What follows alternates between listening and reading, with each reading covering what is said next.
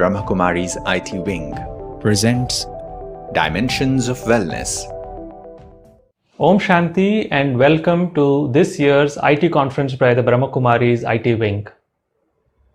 When we say IT conference or an IT retreat, it is understood to be a retreat or a conference for the information technology professionals. We would also like to believe that IT stands for inner technology, and any professional who is interested in understanding their inner technology and how they could apply it towards themselves is welcome to participate in the conference. I hope all of you professionals out there are interested in joining us over the next 2 days as I host this conference for you. Each year when we conduct an IT conference, we do it at our headquarters in Mount Abu, Rajasthan, surrounded by the beautiful Aravalli Mountains. However, over the last couple of years, we have been doing this conference virtually online. This year's theme is Dimensions of Wellness. Now, what is wellness? Dimensions of Wellness explores these definition of wellness and also the various ways in which we could look at wellness. We believe wellness is not just the absence of disease, but it is about 5 dimensions which we hope to cover during this conference. On day 1, we will look at what is most fundamental, the mental and physical dimension of wellness. We would also cover the wellness in relationships. And then on day 2, we will look at professional well-being and how a well-rounded professional, a person who is having mental and physical well-being, would be able to make a meaningful contribution to the society in the form of social well-being. Then what is most relevant today is about digital well-being. In this world of digital technology, how can we ensure our own wellness in the digital world? These topics are all curated for you considering the time that we are living in. I request you to join us while these sessions are going on, as you listen to these expert speakers, to take time out to reflect and experience the spiritual dimensions of wellness. Throughout this conference, we would also have our seniors from the Brahma Kumaris come and share their blessings and inspiration for a minute or two. These bundles of knowledge and the spiritual wisdom that we hear from our seniors, we hope will give you a new dimension of wellness. Next, we hear from Didi Dr. Nirmala, who is the Joint Administrative Head of the Brahma Kumaris, as she shares her inspirations and blessings for this conference. IT retreat का उद्घाटन हो रहा है। आप सभी IT connected members इसमें भाग ले रहे हैं और इस रिट्रीट का थीम है wellness. Personal, professional, health, emotional health, social health, इसके बारे में आपको एक्सपर्ट लोग सुनाएंगे। हर एक चाहते हैं कि हम खुश राजी रहें, तो खुश राजी कब रहेंगे? जब हम हर एक बात में निपुण है, एक्सपर्ट है और हमारी हेल्थ अच्छी है, हमारे संबंध सबसे अच्छे हैं, हम प्रोफेशनली अच्छे चल रहे हैं, तो मैं समझती हूँ कि हमारे जीवन में बैलेंस बहुत जरूरी है, क्योंकि मैं जानती हूँ कि कई IT प्रोफेशनल अपने बिजनेस में या जॉब में इतने बिजी रहते हैं जो अमृत वेला टाइम नहीं दे सकते हैं, या मुरली के लिए टाइम नहीं दे सकते हैं, या अपने परिवार में टाइम नहीं दे सकते हैं। उनका लक्ष्य होता है कि प्रोफेशनली हम आगे बढ़े, कमाई करें, परंतु भूल जाते हैं कि सिर्फ धन से खुशी नहीं होंगे, प्रेम भी चाहिए परिवार में, देना भी है, लेना भी है। मिलेगा कब? जब देंगे। यदि परिवार वाले हैं, बच्चों को, पत्नी को आप समय नहीं देंगे तो वो कैसे खुश होंगे? यदि आप ब्रह्मा कुमार कुमारी हो तो नेचुरली है आपको ईश्वरीय पढ़ाई जरूर पढ़नी चाहिए, अमृत वेला करना चाहिए, कर्मयोग करना चाहिए, तब तो आपकी उन्नति होगी और आप अपने आप से खुश रहेंगे। क्योंकि मेडिटेशन एक ऐसी विद्या है जो आपको बैलेंस में रहकर सबकी ब्लेसिंग प्राप्त कर सकते हैं, और जब सबकी बैलेंस प्राप्त होंगे आप खुश रहेंगे। क्योंकि खुशी सिर्फ धन से नहीं है, सिर्फ नाम मान शान से नहीं है, परंतु खुशी तब है जब हम हर एक को संतुष्ट करते हैं, हर एक के दिल लेते हैं, हर एक को दिल से प्यार देते हैं। तो इसलिए आप इन सब बातों को बहुत विस्तार से सुनेंगे और उम्मीद है कि आप इसको अटेंड करके 2 दिन में बहुत लाभ लेंगे, क्योंकि इसमें बोलने वाले सब एक्सपर्ट हैं और अपनी रीत से, अपने अनुभव से वो आपको जरूर नॉलेजफुल बनाएंगे और सेंसिबल बनाएंगे। क्योंकि हमें जीवन को चलाना है, जितना सेंसिबल बनकर चलाएंगे, बैलेंस रख के बनाएंगे तो क्या होगा? खुश मिजाज रहेंगे। Om Shanti.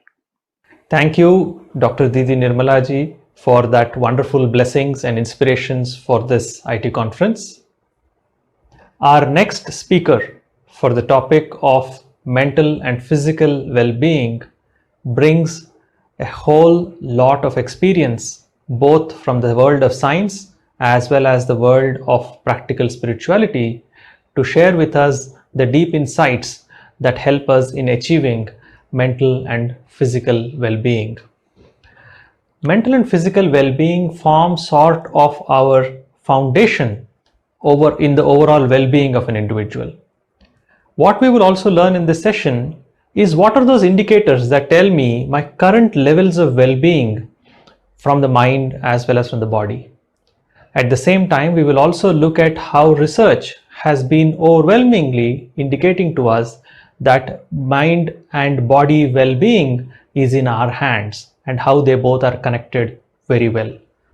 This is also important to understand how mental well-being influences physical well-being and physical well-being influences the mental well-being as well.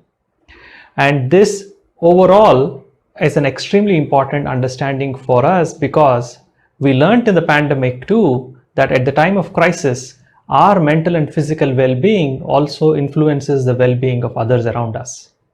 So, to understand this topic more and to deeply experience the concept of mental and physical well-being, I would request our next speaker, Professor Dr. Mohit Gupta, who is a professor of cardiology at the GB Pant Hospital in Delhi. Welcome, Professor Mohit Gupta ji. Om Shanti. When I change the way I look at things, the things I look at, they change. Dr. Albert Einstein once said that one of the most fundamental decisions that we have to make in our life is to decide whether I live in a world which is friendly or which is hostile. If I see this world as a hostile world with people fighting against each other, trying to kill each other, trying to harm each other, I end up creating a similar life for my own self. But if I see the people who are loving each other, helping each other, I try to create a similar world for my own self, my dear friends. It's not just a clever interplay of words. This is coming from one of the great scientific minds. Life is all about perspectives, and that is what we are going to discuss today. My dear friends, I would share a beautiful situation. Imagine that you are in your room and suddenly the light goes off. Your car keys fall in your drawing room. You are searching for those keys, but you are unable to because the room is very, very dark. And suddenly you see that the light is outside there. And the thought comes that if the darkness is inside and the light is outside, I should go and search for my keys outside. And you end up searching for the keys outside. Your friend comes and he says, "Hey, what are you doing?" He says, "I'm searching for the key." And you say, "Come on, join me." He said, "Yes, I'm going to help you." And he also joins you in searching the key. You are unable to find the key for obvious reasons. After some time, your friend says, "Where did you lose your key? Where did you drop your key?" And you say, "I drop it inside my house." He said, "You drop it inside your house and you are searching it out here. Why?" And you say, "Because the light is out here." This is ridiculous. And you all are smiling. This is what we are doing, my dear friends. When we talk about wellness, when we talk about our own well-being, this is not an outside creation. We are searching for it outside. This is something that we create within our own self. Difficulty is inside and solution is also inside. If we try searching for solutions outside, if we try to search for our health outside, we are never going to find it. Wellness begins in our own mind, my dear friends. In today's session, we'll try to understand that wellness is a modern word, but it has great ancient roots. It is an individual pursuit. It's not about, searching it outside. It's about making conscious choices. It's about bringing small changes in your own lifestyle. Yes, your own lifestyle. People are not going to change. Situations may not change. But remember, if you don't change in your life, nothing is going to change for you. Old ways are going to give us same results. If we want to evolve in our lives, if we want some newness in our lives, we have to think differently and we have to change our mind. We have to train our mind to evolve differently. My dear friends, wellness is not a passive phenomenon. It's not a static state, but it's an active state, an active pursuit with our intentions, with our choices that we are making, with our actions designed to create a beautiful, optimal health and a state of well-being. Why are we talking about this today? It is so much important. Just look at the pace of your life. It's like speeding up and everybody's getting unwell. Two words, two lines that have become synonymous with our life are, "I'm busy and I don't have time." Right? From the morning till evening, that state of human being is gradually changed into the state of human doings. We are really evolved ourselves from a mindful state to a mind really full state. a mind that is full of clutter, mind that is full of different kind of thoughts. And really we have to start our journey to lighten our mind, to ease our mind, to train our mind to be well, to be healthy, to be happy, to create that beautiful state of health. Wellness is not just about mind, wellness is not just about body, because when we get disease, when we are suffering from an illness, it is not only affecting our physical body. In fact, you would be surprised that our physical body is affected later. It first brings significant changes in our own mind. Just imagine, if you are not well, what is affected first? Your thoughts are affected first. You start feeling anxious. You are really disturbed, distressed. You are looking for people to talk. You are going to doctors that somebody is listening to you. That state of fear, that state of anxiety, disinterest and confusion, that fatigue is really affecting your mind. Your mind is accepting that something is not good for me. Your well-being goes off. And then that physical manifestations of the disease, that illness, they start affecting your body, whether it is viral illnesses, gastrointestinal disorders, cardiovascular disorders, everything is related to our own state of mind. So similarly, if disease is related to our state of mind, my dear friends, wellness and well-being is also related completely to our own inner control center. It's all about our own perspective, that how do we create that wellness in our life. Why it is important? Let us understand the second reason. Because today, 90% of our disorders that all of us are suffering, even in the COVID times, are lifestyle disorders. 58 to 60 lakh people are dying because of non-communicable disorders in a country like India. India is leading country with cases of depression. Where are we heading? This is catastrophic. We are becoming world capital for major illnesses. And it is time to take control of your life. Don't you think so? That we really need to relook, rethink and recreate our own mindset. These are just not times to know, but these are now times to understand and bring those beautiful small changes in our life. So the first step is to take control of our life. And you know, my dear friends, you cannot pour from an empty cup. So it's important that you prioritize your own life. You have to take care of your own self. Self-care is not a selfish phenomena. It's a mandate. It should be done, because if we are well, we will be able to take care of others. And the third thing is, creation of wellness is not just a one-day phenomena. Creation of a good lifestyle is not just a one-day phenomena. It's not an event, it's a process. Let us go into that process. Let us understand that process and why this is important. Because I remember, I'll share my own life story. In 2001, when I came from United States of America, my own weight was 96 kgs. Look at these pictures. I was obese, having diabetes, hypertension, borderline thyroid, non-alcoholic steatohepatitis, a really different kind of a personality. And somebody tells me that, you want to become a cardiologist, you should look like a cardiologist. They really affected me profoundly. They had a great effect on me. And I started changing my lifestyle. I never joined a gym. I never consulted a dietitian. But what I did was bringing small and effective changes in my own life to regain my well-being, to regain my happiness. And it worked. It really worked. It was only 6 months of practice. I lost 26 kgs to regain my own personality. Not only physically, but a very emotionally and a stable personality. And now almost, my dear friends, it's more than 20 years. I'm able to maintain that personality by my good lifestyle and a good emotional health. So let us understand that what well-being means to us. Well-being is not just, wellness is not just a physical concept. Physical well-being is important, but it's also important to be emotionally healthy. It's also important to have healthy relations. It's also important to be spiritually healthy. And in today's session, we are going to understand basic things that we can be physically and emotionally healthy in our life. It's all about bringing small changes to live your life perfect, to live your life more and to live your life much more happily and stable. So what it is all about, let us understand. There are three things that are important to create wellness.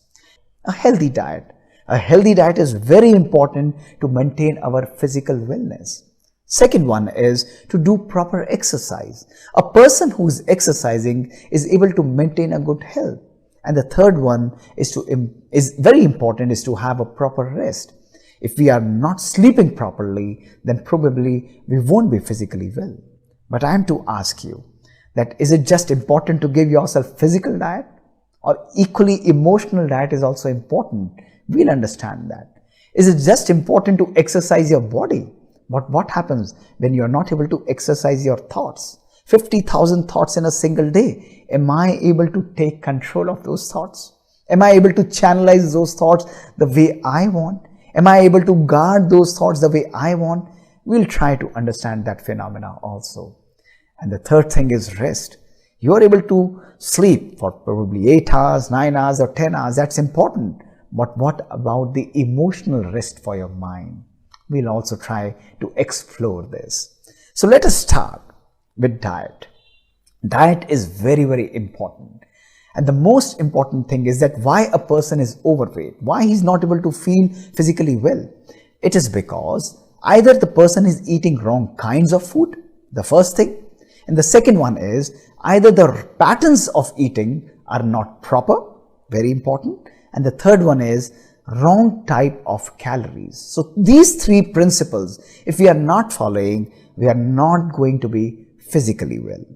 And remember, people come and ask for, do we have pills to gain our well-being? There are numerous pills that are being sold, you can be very physically well. These are vitamin tablets. These are these kind of tablets. Let me tell you, food is more powerful than any weight losing or any healthy pill that you are going to consume. It's your food that can make you thin and fat. It's your food that can make you well or physically, unwell. It's all about kind of food that you are consuming. And why? Why it is important? Because the primary motivation obviously is to improve your physical appearance. It is important for us to feel good, to look good, and to the way you are carrying yourself.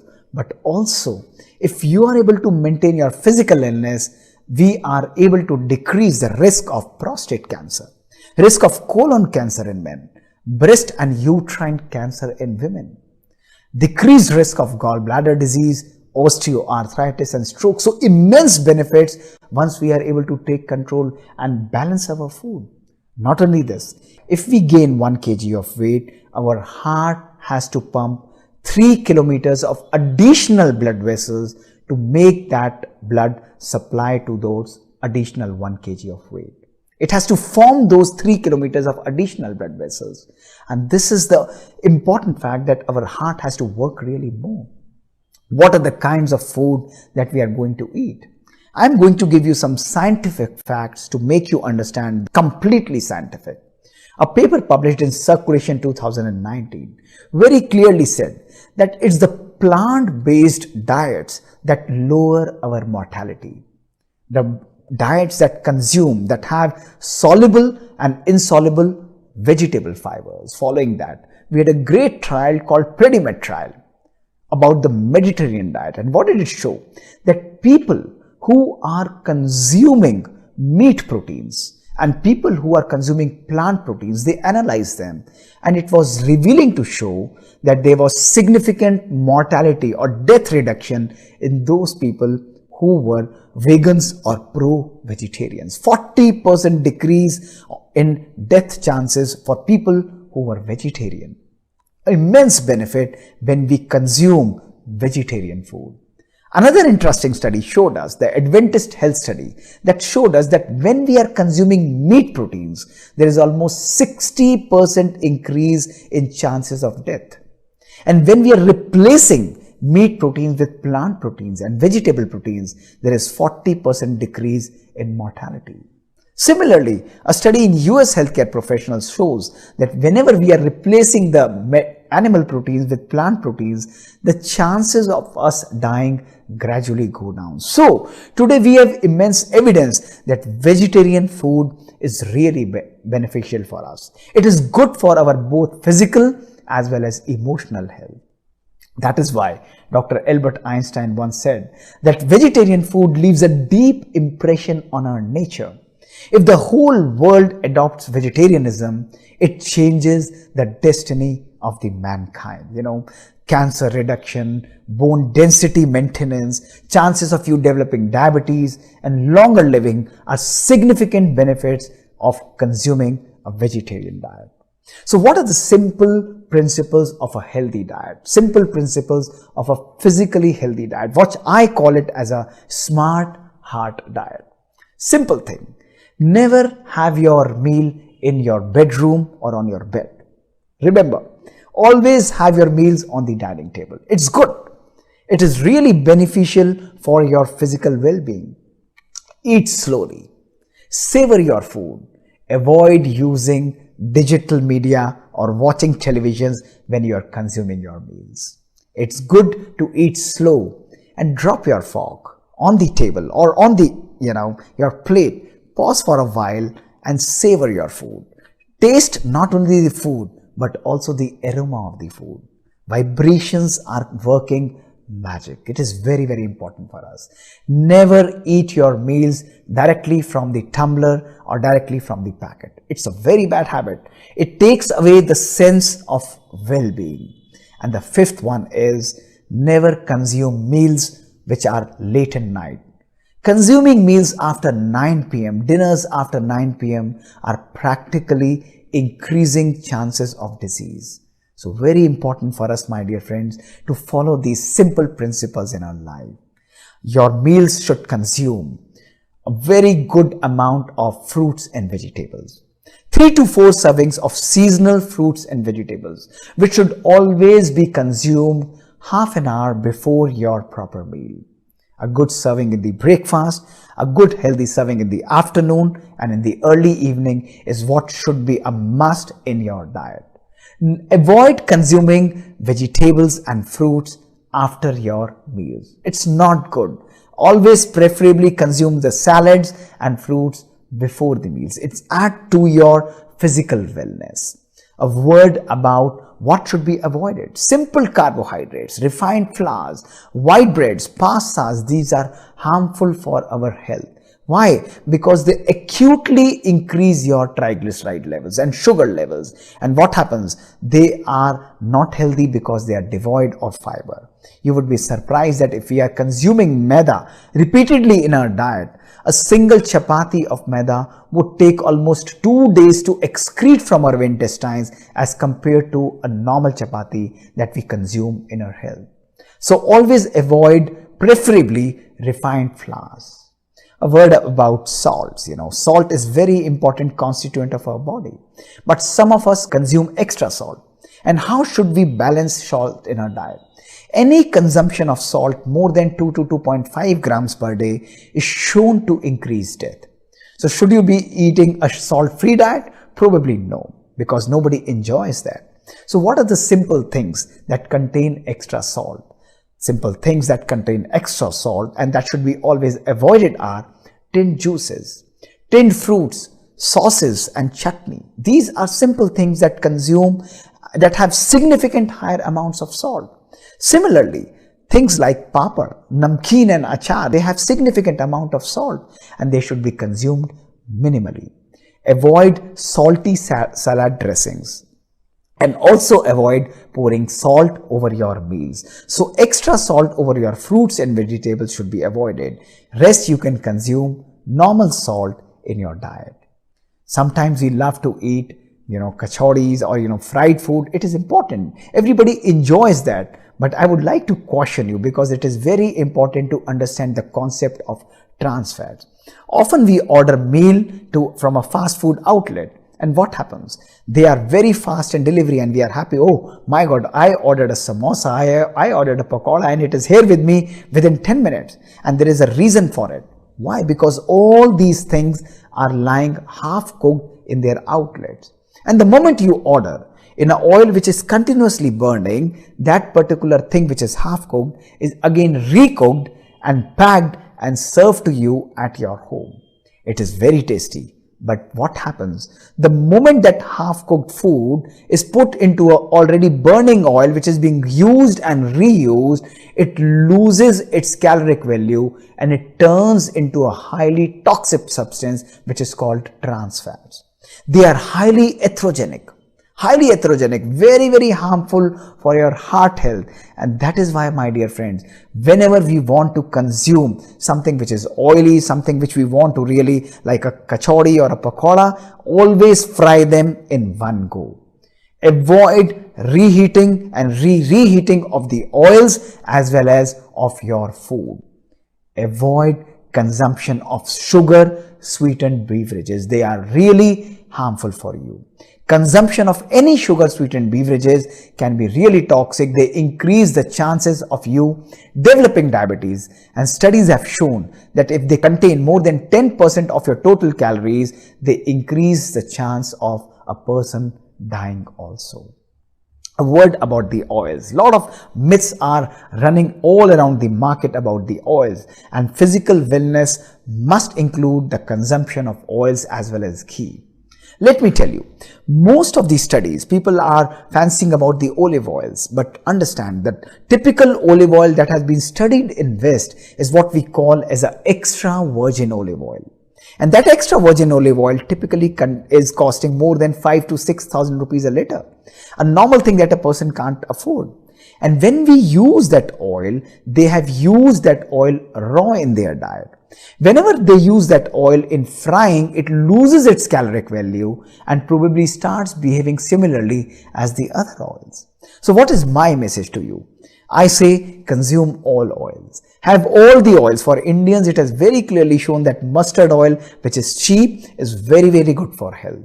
But if you want to have groundnut oil, olive oil, mustard oil, corn flour, sunflower oil and rice bran oil, all the oils should be there on your shelf, but rotate the oils every 10 to 15 days. Enjoy consuming every oil. Avoid reusing and reheating oil which has been used. So do you throw it? No, no need to throw it. Reuse that oil in form of seasoning. It is very important. Should one avoid completely ghee or consumption of butter? My take on this is no. Consume butter and ghee in moderation. In moderation, this is good for health. It is very good for health, but overconsumption of butter in all the meals, overconsumption of oil in all the meals is really harmful, because saturated fats some way somehow are directly related to your atherogenic cardiovascular disease. So they should be used only with balance and in moderation. Consume things like low-fat yogurt, which are used at home, which are you can actually make them at home. And so what are the methods of cooking that you should be using? For your simple methods of cooking, baking, microwaving and shallow frying are the preferred methods for creating a more better well-being. So my dear friends, message is that balance is the key. Whenever you are consuming, consume nuts. Nuts are very, very heart friendly. A good serving of nuts, maybe 10 to 20 grams of nuts every day in the morning, is going to do a lot of good to you. For people who are regular consumer of tea and coffee, you can consume tea and coffee, but remember, without milk and without sugar. Green tea and black coffee are really good for your health. Whenever you are consuming fruits, remember, never juice your fruits. Consumption of juice is really harmful, because you actually make that particular juice devoid of all the natural fibers, and what you are consuming is some fresh vitamins for no doubt, but the calories are significantly high, and so the guidelines recommend that they should be practically avoided. So this is about a balanced diet that we should all be consuming. Plant proteins in form of legumes, in form of beans are really helpful. Mushrooms are really heart friendly for your diet. So have a balanced diet for your own physical self. Your health is completely in your hand. My principle is eat everything but in moderation. It's not good to just avoid everything. You can savor something off and on. You can enjoy ice creams, you can enjoy pizza, you can enjoy fried food every time whenever you want, but in moderation. Consumption of water is very important. You are almost 75% water. Water is so much important because it greases your joint. It increases your memory power. Your muscle strength is gradually increasing, and so much so it is also a brain booster. Your lungs are almost 95% water. So almost 2.5 to 3 liters of water. Until unless you are limited by a physical condition, water must be consumed regularly by you. So physical wellness is very important for our well-being, my dear friend. Physical diet is a very integral part. But what about the diet that we are giving to our mind? No doubt we are eating healthy proteins. No doubt we are eating healthy diet. But today, the science of nutritional psychology tells us that it's not about healthy eating is not just about the macros that you are consuming, the calories that you are consuming, but it is also about the vibrations that you are instilling in the food. That is why once we go to a mandir, masjid, church or gurdwara and we are eating that prasad or the holy food, what happens? It's so simple, but we really enjoy eating that food. Why does it happen? It is because of the vibrations that are there in that. Those vibrations are making or converting that food into a holy food. And that is why my message to you is that to regain your emotional stability, to regain your emotional health, instill your food every day with 4 powerful vibrations. What are those 4 powerful vibrations? Those 4 powerful vibrations are God's love. Instill your food, empower your food with God's love every time you are eating something. Empower your food with peace, with positivity of God. Empower your food with gratitude towards God and gratitude towards mankind. These 4 emotions, use them only for 2 days, my dear friends. In fact, I would say use them for only 1 meal and change and observe the happiness index of your mind. It will completely transform your vibrations. Your gratitude, peace, positivity and God's love is what creates magic into food. There is science behind it. Studies by Dr. Masaru Emoto, a Japanese scientist, clearly shows us that when we are empowering our water and food with vibrations, look at this, these food and water, when they are energized with powerful positive vibrations, the water structure completely changes into a beautiful diamond. On the contrary, when we are giving negative vibrations to our water, the structure of water changes into an ugly structure, into something which is really bad. This is completely dependent on the values and the vibrations that we are creating in our mind. And that is why he says that the law of attraction says that positive affirmations, your thoughts, your thinking patterns completely change and energize your water. If you have positive thoughts, it will change your water into a positive energy. And that is why sometimes we say that this is a holy water. After all, that is only a water. But what makes that water as a holy water is the vibrations that we are instilling into it. Similarly, look at these beautiful experiments carried out by Dr. Masaru Emoto. Even the food, when taken from the same sources, kept in the same type of containers and exposed to the same environment, but 3 different vibrations are given. One is of love, the other one is of hate, and the third one is left without any vibrations. When you are not vibrating and when you are giving vibrations of hate, the food gets spoiled. Instead, when you are inculcating vibrations of love towards your food, completely your food remains absolutely healthy. And this clearly shows that it's our own thought power, it's our own mind power that can energize both our food and water. So my take on this is, it's not just about the food that you are having.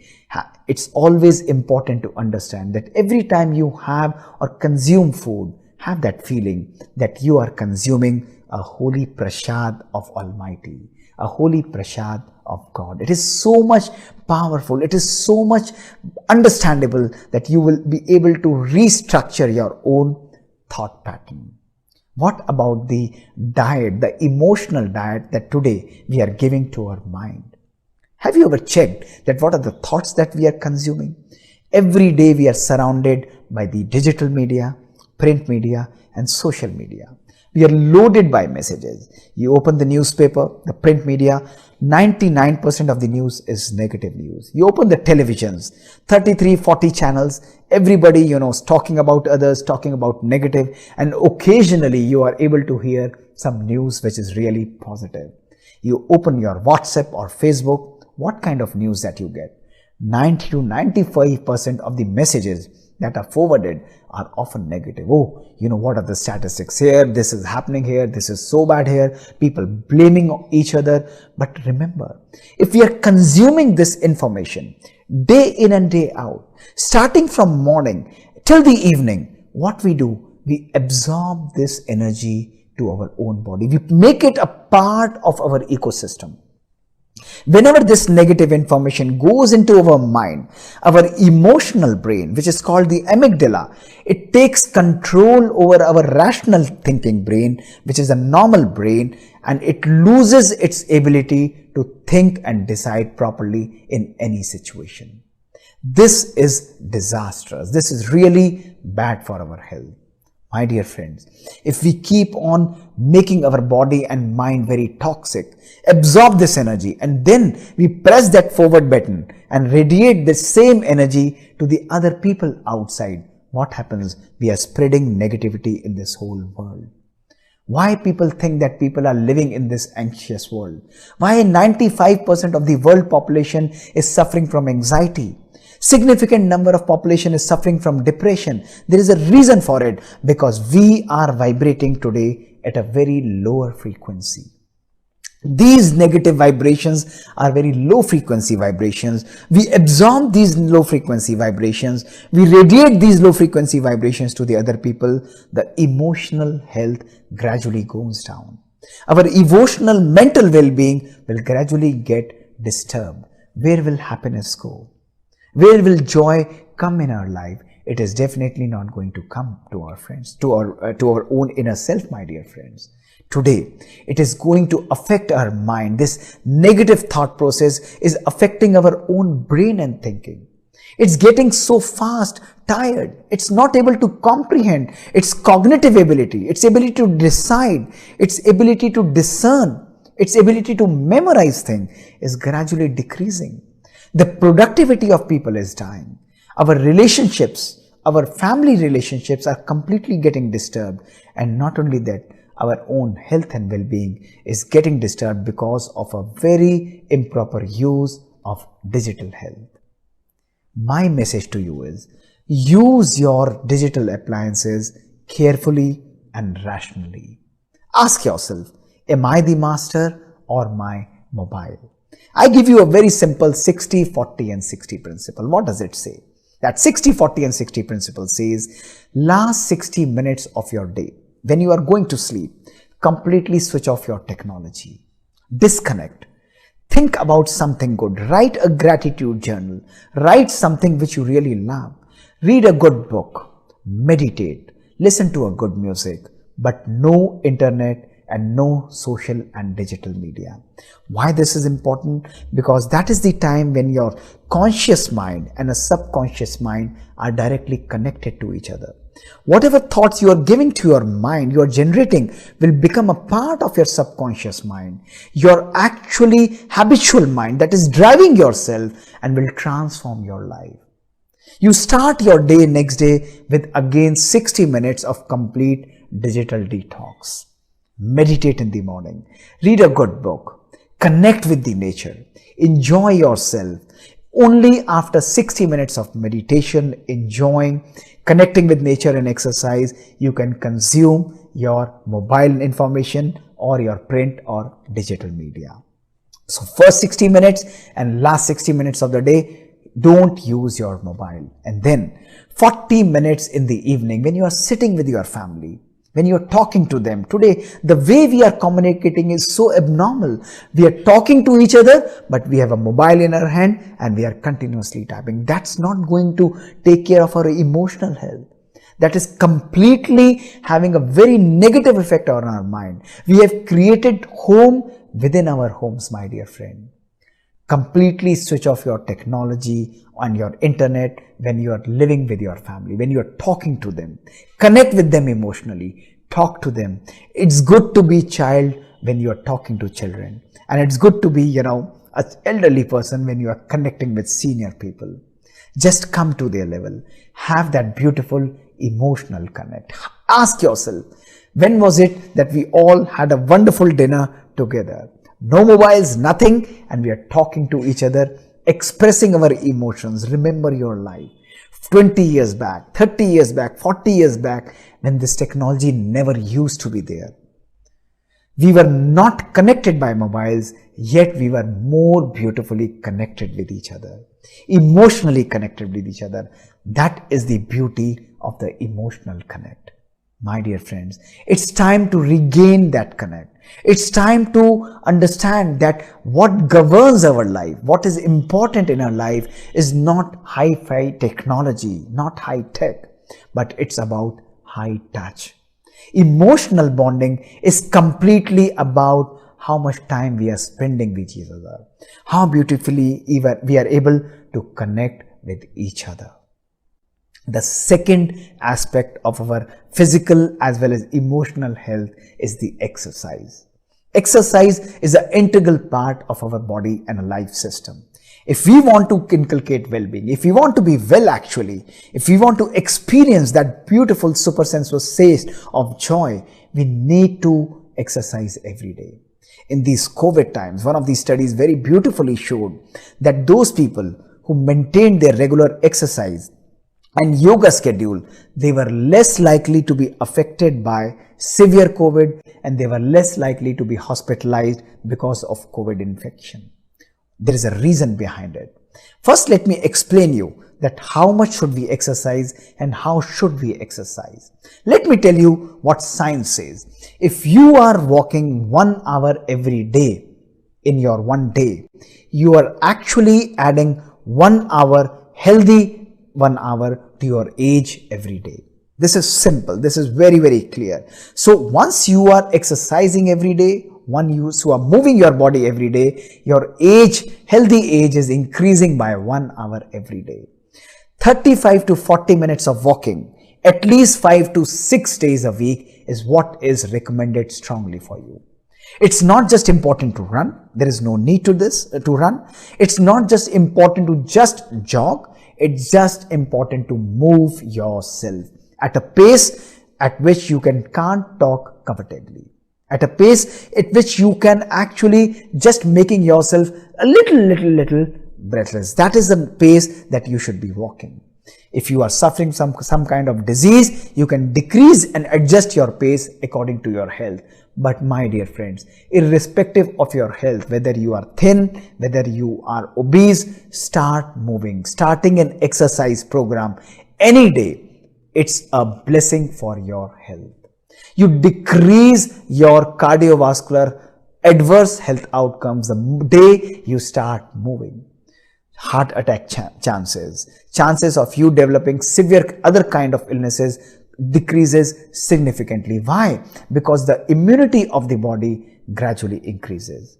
Supplement your aerobic exercises, yogic exercises with some kind of stretching and isometric exercises at least 2 to 3 times in a week. So 30 to 45 minutes in a single day is what is strongly recommended as an exercise program. Strongly recommended. An average step should be between 4,000 steps to 10,000 steps depending on your age and your health disease. So why it is important? Because starting an exercise program significantly increases your brain flow. It is related to your brain. And why it is important? Because your brain center is completely governing your all organs. The moment actually blood supply to your brain increases, what happens? The calming hormones like gabapentin, they start increasing. They are forming in a higher amounts. The happy hormones like dopamine, endorphins, they are released in a higher number. And not only that, the gray matter, the thinking matter of your brain, the decisive matter of your brain, that also increases. So what effect it is going to have on your body?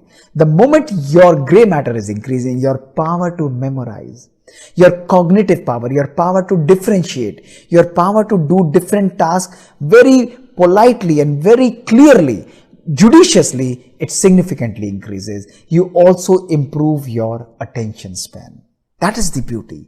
So moment you are exercising, your brain structure is significantly altering. Even in children, starting an exercise program early has shown that those people who are going to natural sports, who are exercising outside, who are doing yoga, their attention span, their ability to memorize is far superior as compared to those children who are using only video games or are watching television, are spending their time on digital media. So exercise program is a must for you at any moment. But remember, as you exercise your body, we need to do some emotional exercise for our brain also. Don't we? Our brain, after all, is our control center.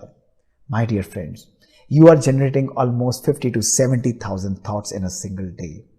And every thought that we are creating is, every choice that we are making every moment is creating our destiny. It's interesting to understand that whatever happens in your life, it is happening twice. First, it happens in your brain.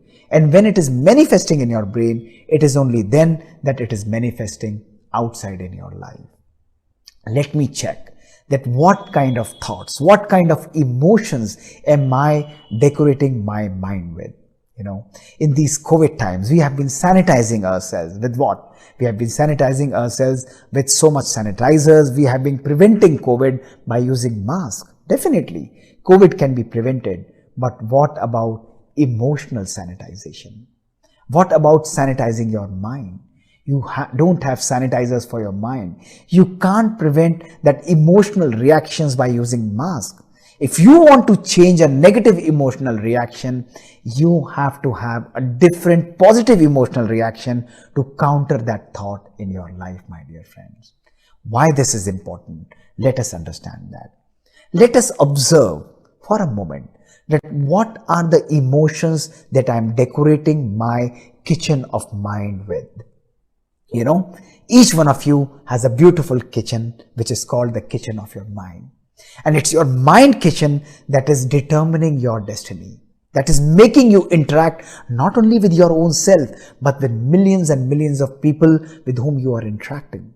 We don't interact just only with words. We are actually powerful energy waves. And the way we interact with each other is by our own powerful energy. We must understand that the energy that we keep and decorate our mind with is going to manifest in our relations. Check for a moment. Is my mind carrying some level of anger for myself and my relations? Do I often get irritated on small and unreasonable things in my life?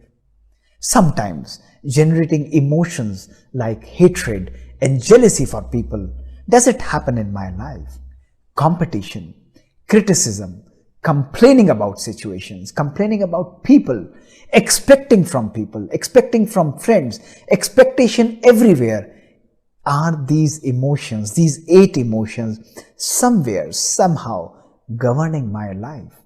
If I think that anger and irritation are natural, that only shows that I'm regularly using these emotions to make them manifest in my life. When do I say that something becomes natural in my life? Something will become natural in my life only when I am using it repeatedly. My question to you is, should anger be a natural emotion in your life, or should love be a natural emotion in your life? Ask yourself. Should expectations be a natural emotion of your own self, or should acceptance for people should be a natural emotion? Hatred and jealousy for people or compassion should be your natural choice. The answers are obvious. I would love to decorate my mind with love. I would love to decorate my mind with acceptance, with compassion, with gentleness, understanding, appreciating, adaptability, and peace for myself and peace for people. My dear friends, emotional exercises, emotional wellness is only about exercising your mind to empty the kitchen of your mind with all negative emotions and decorate the kitchen of your mind with everything that you choose to be, which is positive. It's time to clean your mind. How long will we manifest negativity? Every time somebody says something negative to us and we keep it in our mind. One person, one day. 365 days, 365 peoples. 10 years, 3,650 people. And if we keep every emotion in our mind, what would your life, what would your mind appear like? It would be nothing better than like a garbage box. And that is why today these negative emotions have become a natural state of our mind. Small things, we lose control in our life. Our relationships are getting spoiled. Our own health and well-being is completely getting destroyed. Why? Only because of our own negative and improper emotional health. If we exercise and choose to clean our mind, to sanitize our thoughts and mind every day, our life will become beautiful. This is what emotional wellness is all about. It's about spreading happiness and joy to others. It's about giving that beautiful, peaceful vibrations to everybody, holding on to the feeling of compassion towards everybody. My dear friends, in these times, the first and the most powerful message for you is to hold hands and not grudges.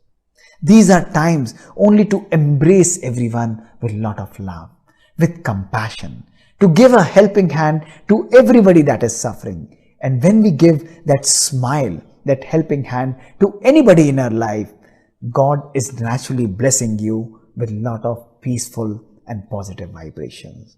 Our emotional well-being, our emotional index significantly increases, and we start increasing that joy and happiness in our life. Let us choose to inculcate, to empower our mind with 4 powerful emotions. Let us be peaceful in every thought. Let peace simply govern our mind, not only for our own selves.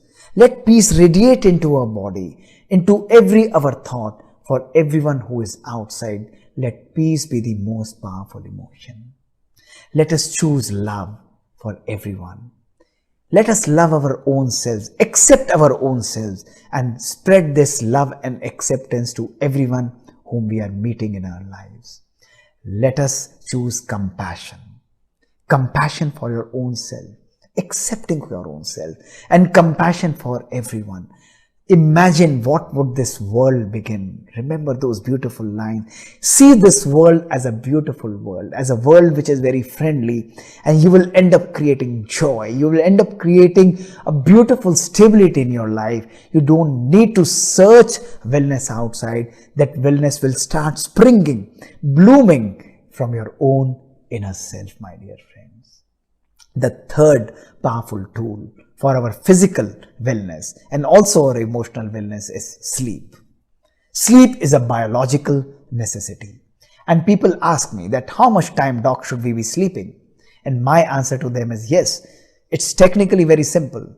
6 to 8 hours is a must for elderly people, and for even more senior people, and for people and children, around about 8 to 9 hours sleep is important.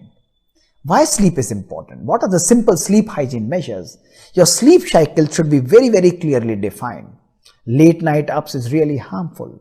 Drinking coffee, drinking tea in the night, taking stimulants in the night, sleeping in a very different environment, sleeping in an unusual environment, having loud music which is being played, lights which are very bright, they are really harmful. Using digital technologies, using television just before sleeping. Often I see that, people have a television room in their drawing room or in their sleeping room, in their bedroom. This is really bad. It's really, strongly not recommended to have any digital gadget when you are going to sleep. So, sleep hygiene should be maintained very properly. And what happens when you are maintaining sleep? Your memory power will naturally increase. Your chances of developing cardiovascular diseases, your chances of developing a stroke, your chances of developing any other kind of illness will significantly decrease. Your cognitive ability will be better. Your thinking, your decisive ability will be far superior, and your mind power, your mind will remain stable and relaxed once you are having a very comfortable sleep. But there is a significant loophole in this, and that I want to explain you. Understand this, that many people come to me. They say that I'm sleeping for 8 hours, 9 hours, but still I'm very restless. And a simple answer for this is that when you sleep for 6 to 8 to 9 hours, ask yourself that only is your body sleeping or your mind is also sleeping at that time. My dear friends, sleep is a biological necessity, more for the mind and also for the body. If you are sleeping in disturbed thoughts, if your mind is really disturbed, even if you sleep for 8 hours, 9 hours, your body will never get fresh. Why? Because your neurons inside are continuously firing. They're continuously hardwired to tell your body that there is something wrong in your own life, and your own body and organ systems will never feel relaxed irrespective of the number of hours you are sleeping. What are the signals of a disturbed mind? Do you feel fear in your life? Do you feel anxious in your life? Do you feel that fear of something, panic, uncertainty in your life? Something that really tells you from inside, please give me rest. I just want to be peaceful. I just want to be alone for some time. Your mind is continuously telling you that I am tired today. As we give rest to our body, my dear friends, meditation is one of the most powerful tools to give rest to your mind, to your soul, and to emotionally empower your own self. What is meditation? Why this is needed? Because today our mind, which is continuously working right from our birth, and something that works continuously from our birth, what happens? It gets tired.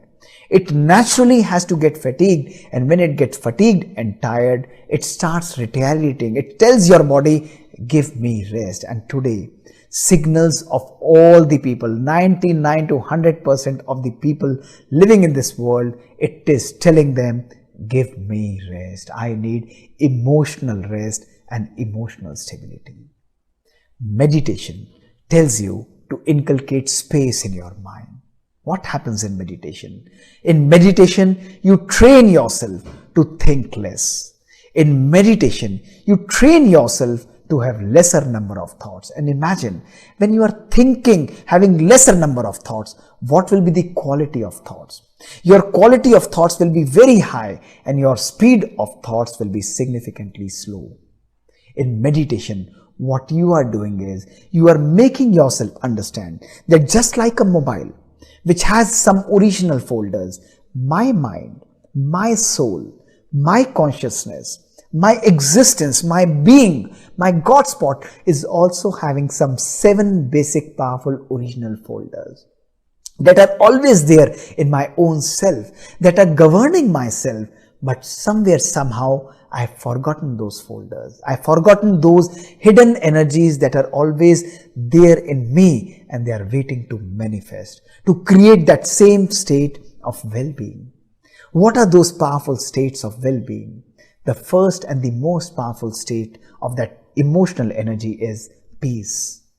Peace is our own original emotion. Every soul wants peace in life, don't you? Don't you want to be peaceful in your life? We want love in our life. Love is a very powerful emotion. We want to be happy in our life. Imagine that state of happiness, continuously inculcating that joy in our life. It is so much important. We want to experience that blissful state in our life. A soul is naturally craving for knowledge, craving for power. And when we are having all these things, the 7th quality of soul is purity. A pure, something in which you can reflect on your own self very beautifully. You can see your own reflection very beautifully.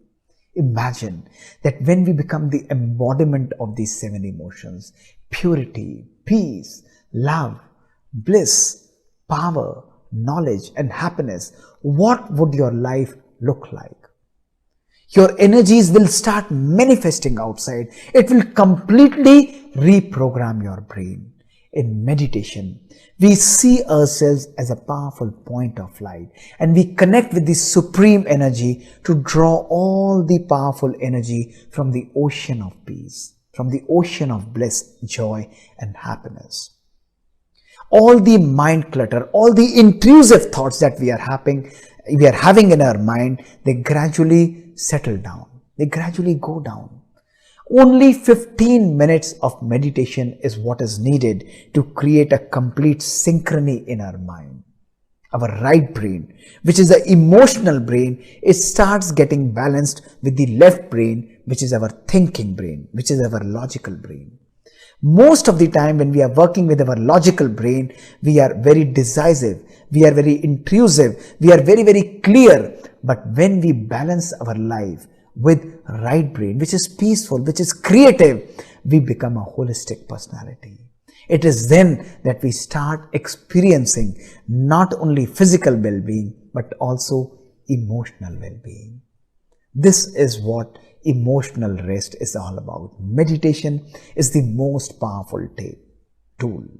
It can manifest in your every thought, for your body, for your genes, in your relations, in your nature, water and atmosphere. Everything can be transformed if we choose to meditate for a few minutes. It's creating magic in our lives.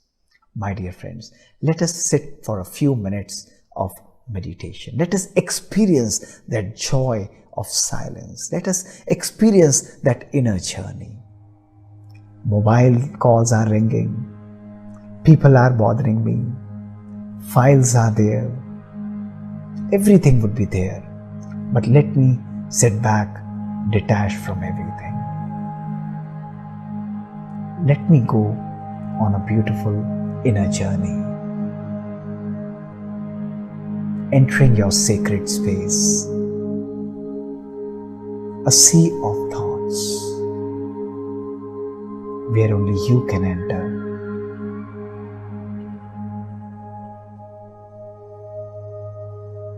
Observe the quality of thoughts, the kind of thoughts that are coming to your mind. The thoughts of anger, often getting irritated, thoughts that are not good, thoughts that I wouldn't like to keep in my mind. Slowly observe those thoughts and gently tell your soul, your inner self, that I have to clean my mind today. You are a powerful, pure point of light, separate from the body, having the power to exist beyond the body. You are the driver of the soul. You are the soul.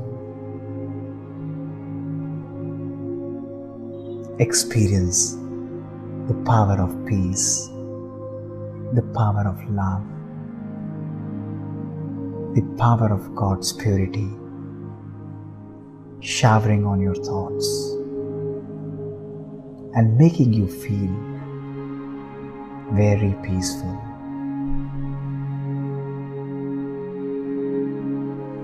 My every thought is getting empowered with God's peace and God's purity. I choose to create love and happiness for my own self. I choose to let go of all that is not worth.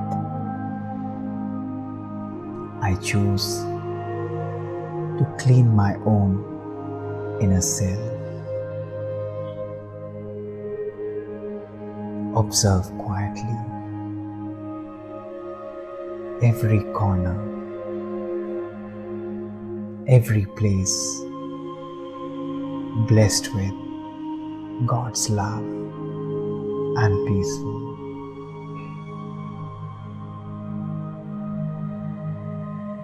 Stay in these powerful vibrations of deep peace and happiness. I am peace. I am love. I am joy and happiness.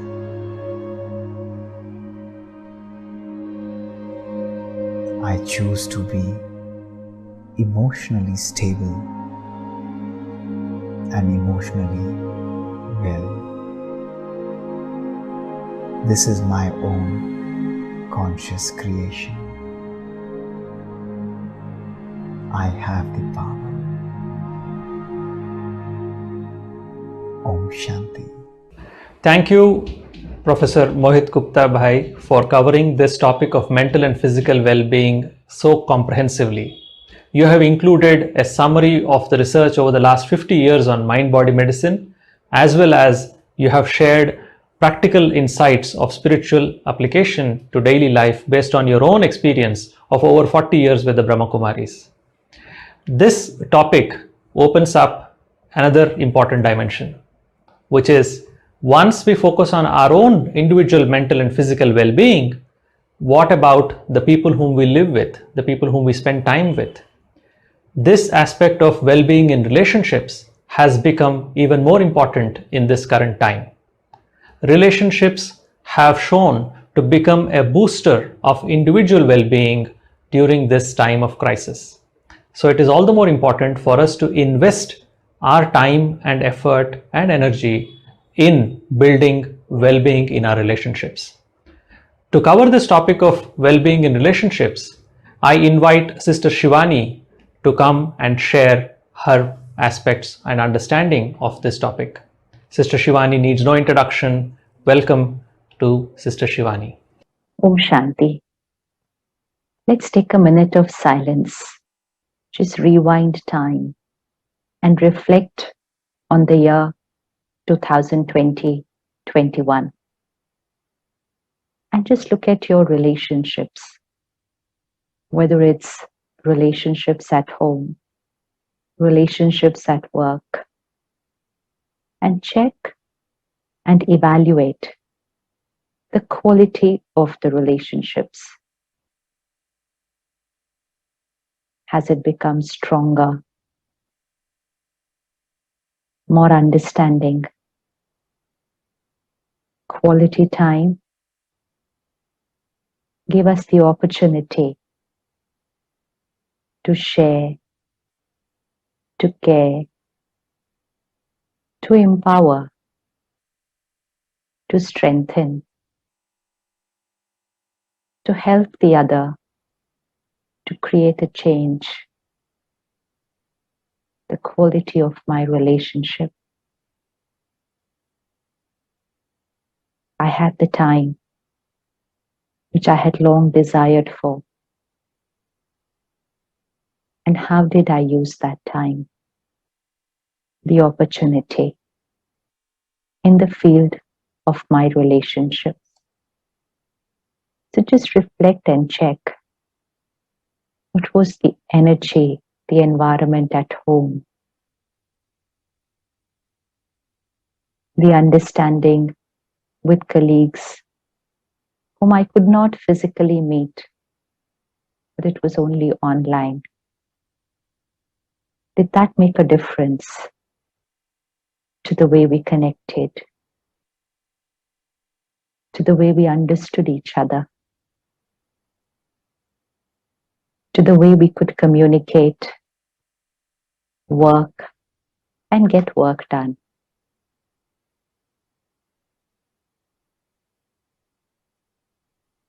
And then let's come back to to the fundamental equation. Who is the creator of my relationships? And how do these relationships get created?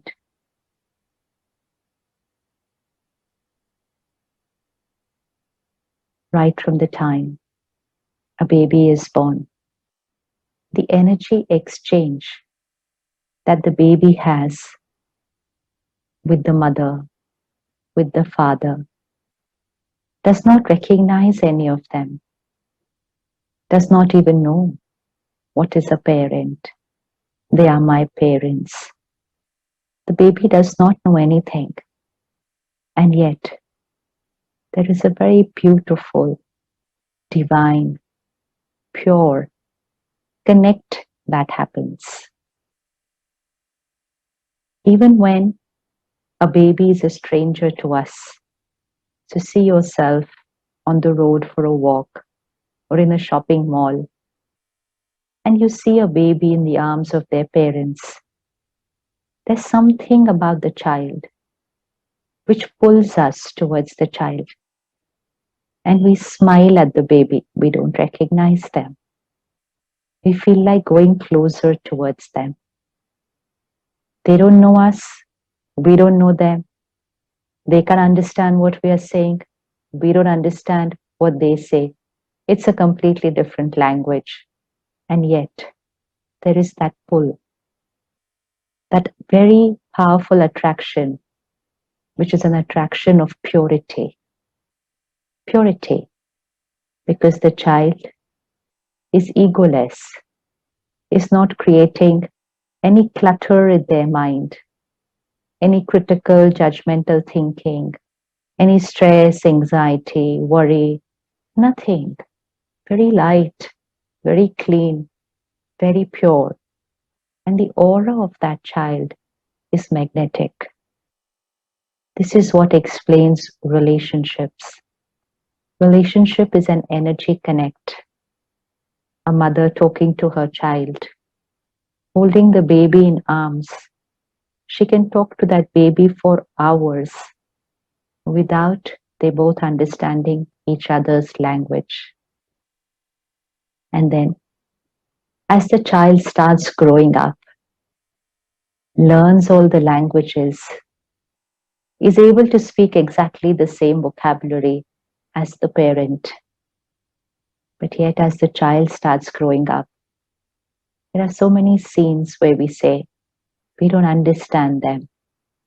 And they say, we don't understand you. And gradually, the time we spend with each other, the communication that we have with each other changes. What was there in that relationship, in that connection between the mother and the baby, which starts changing as the child is growing up? The baby in the arms of the mother, pure mind, clean intellect. The mother's vibration for the child, unconditional acceptance. No expectations. A mother has no expectations from the baby in her arm. The baby can cry, the baby can shout, the baby can scream. The mother never gets angry. Mother says, I understand. I understand. And when the child grows up, the mother says, I don't understand. I don't understand. What changed? The relationship was the same. But when the child is in the arms of the mother, the baby, a mother has unconditional acceptance. Unconditional acceptance. And second is the purity that the mother receives from the child. So even if the mother is tired, fatigued, stressed or anxious about something else in her life, when she is with her baby, she forgets everything. Forgets everything. Why? The vibration of the baby empowers the mother because there's purity in that vibration. This is the fundamental rule of relationships.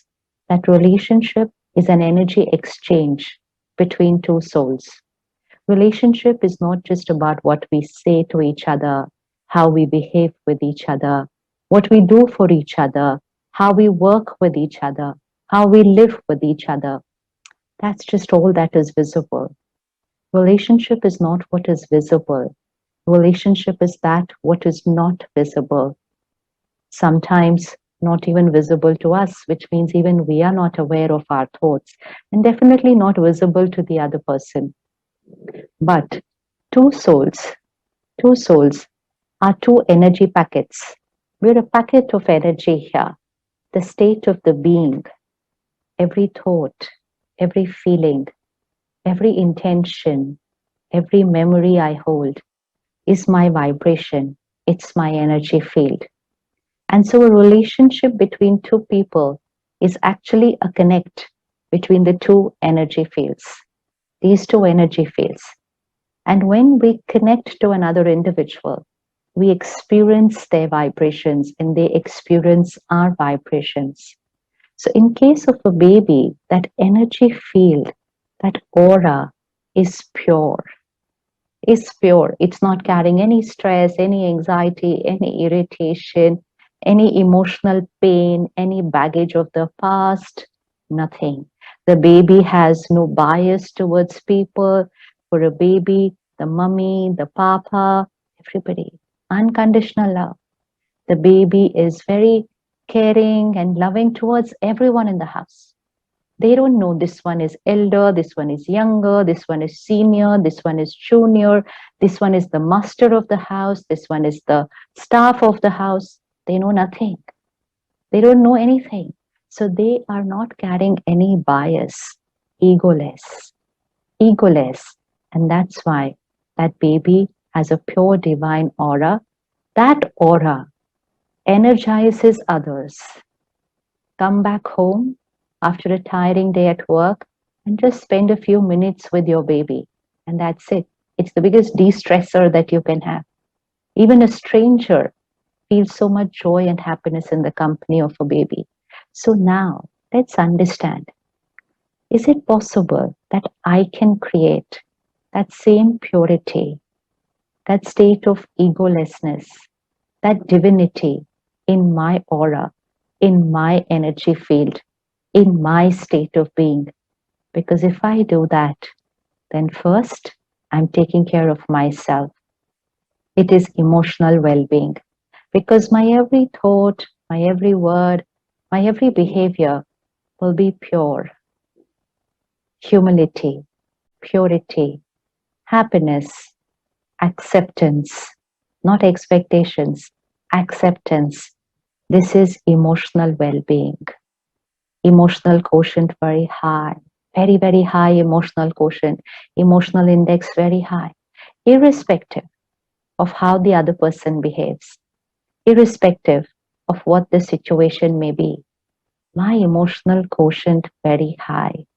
And when that happens, then the vibration that radiates from me, first it radiates to my body. So if I take care of my emotional well-being, that vibration radiates to every cell of my body. It takes care of my physical well-being.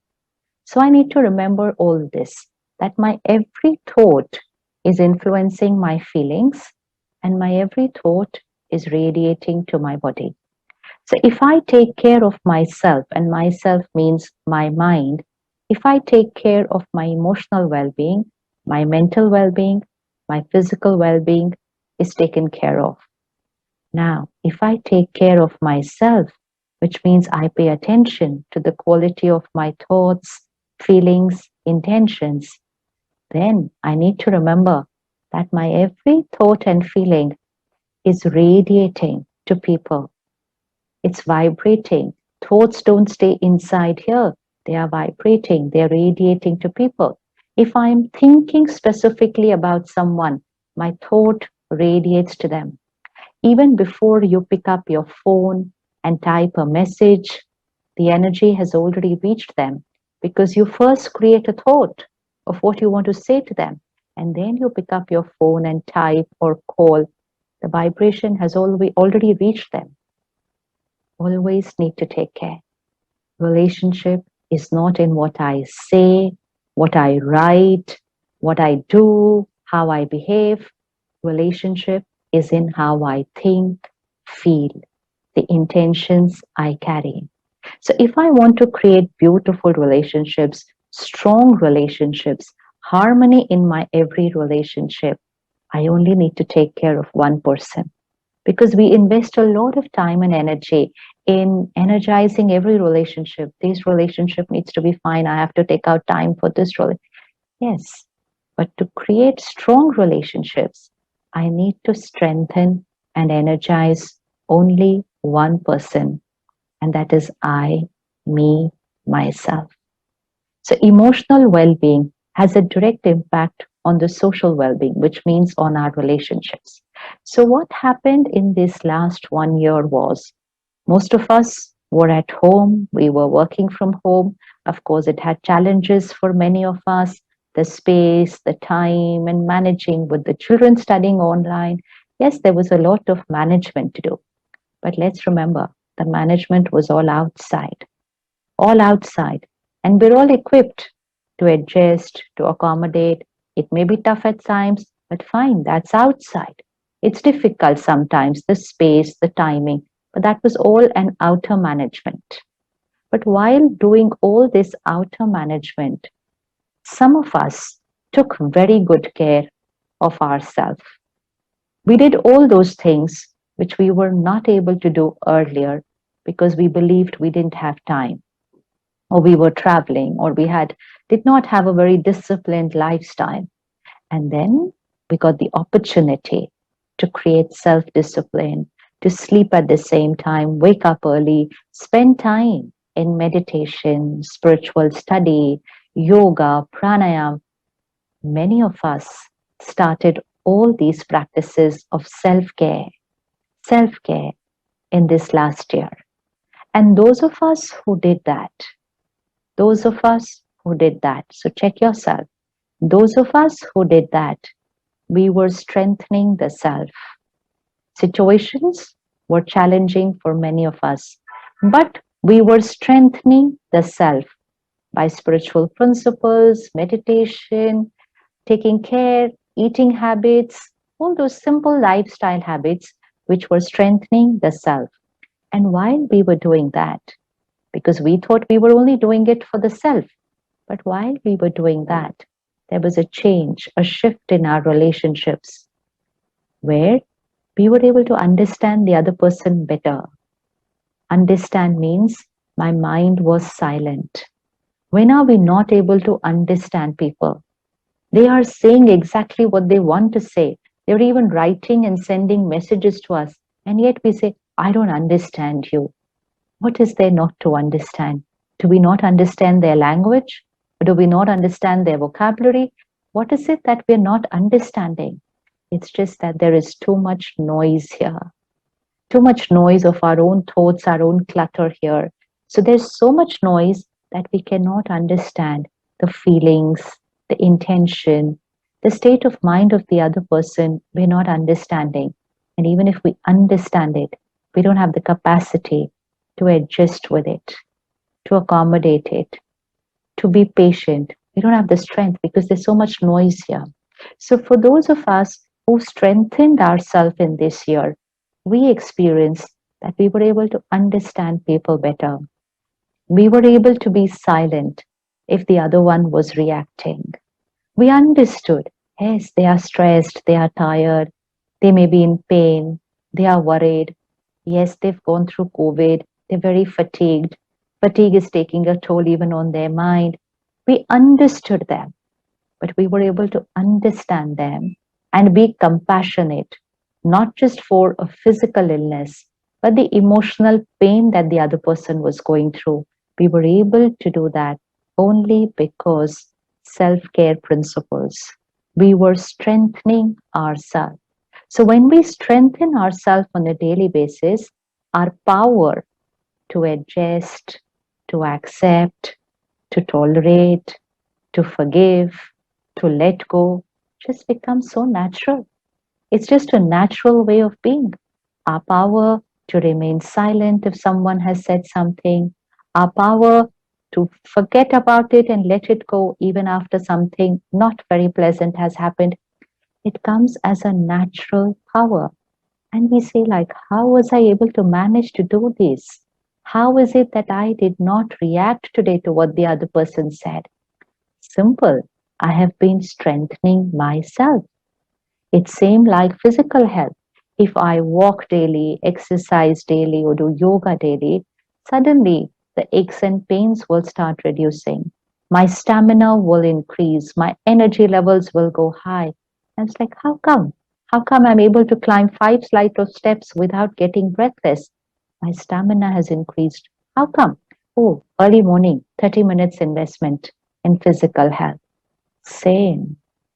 Same, 30 minutes every morning, investment in spiritual health, which strengthens my emotional health. I'm able to accommodate, adjust, tolerate, let go. It just happens naturally. We don't have to do it at that time. At that time, when someone says something, okay, I have to keep quiet, okay, it cannot be done at that time. It's like you can't strengthen yourself just before climbing a mountain. You practice daily, daily. Build up your stamina and then run up the hill. Similarly. So, for many of us who were practicing self care in the last 1 year, or even before that, those who were doing it before that as a daily part of their lifestyle, then lockdown was a beautiful experience in terms of relationships. We got to spend time with family, got to be with children, so much quality time which we had been waiting for all our life. We got that opportunity, and that only made the relationship even stronger. But for some of us who were creating stress, anxiety, fear, even before COVID, and then came COVID and lockdown and job anxiety, and that stress, anxiety increased, fear and panic increased. And we said, this is normal, it's COVID time. And when that increased, then our emotional stamina dipped. Then the power to accept, to tolerate, to let go started dipping. And we started snapping at each other.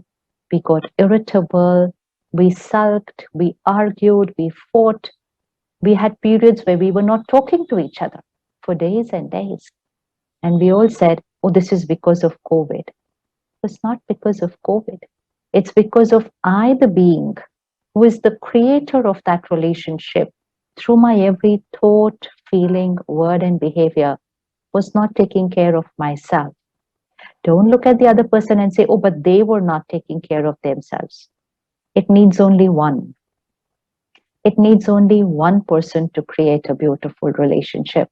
Even if the other one was not taking care of themselves, even if the other one was getting reactive, irritable, sometimes shouting, even if the other one was doing it, if I was taking care of myself, we would have sailed through beautifully. So, in any relationship between two people, it needs only one person. Remember, the baby. It is the baby who was pure, egoless, and that was having an impact on everyone around them. The energy of a house changes when the baby comes there.